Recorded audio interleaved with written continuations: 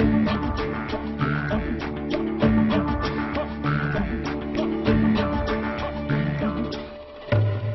az adottság, a felszerelések lehetőség előttem, és én azt mondtam, hogy majd én ezt megpróbálom és folytatom.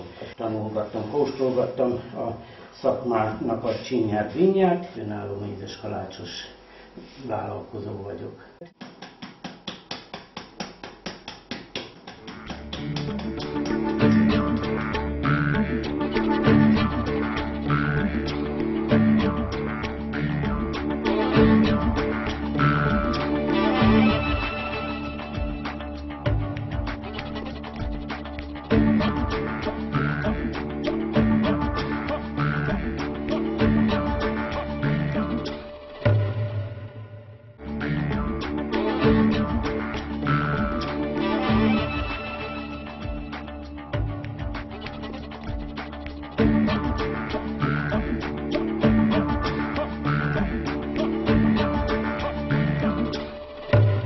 Ezt viccesen szoktam úgy az iskolába, óvodába gyerekeknek előadni, hogy na gyerekek, ez mire hasonlít, és akkor mondják, hát ez egy szoknya méret, na mondom, hogy ne csak szoknya legyen, csinálunk belőle, akkor hát ez meg egy nadrág lesz, és akkor ebből lesz egy kakas.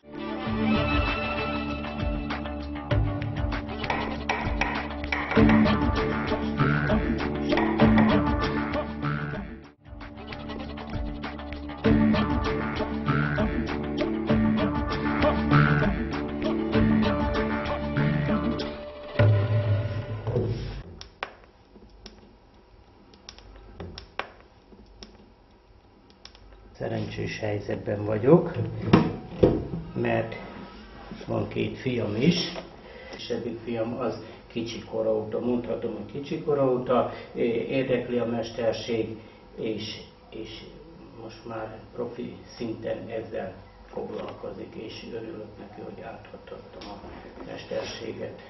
Hál' Istennek én is, hogy ebben a családba csöppentem, de neki igazán örültem, és annól ez még egészen pici koromban számomra már eldőlt, amikor még csak ideig ért az asztal, és már dolgoztam, akkor már számomra már eldőlt, hogy ezt akarom csinálni, tehát semmilyen erőltetés nem volt benne. Ez elég fárasztó mesterség, de szívből, lélekből csináljuk, mert nemes célokért dolgozunk, hagyományt ápolunk, olyan hagyományt, ami már igen nagyon kevesen művelik, és nem szeretnénk, hogy kihaljon.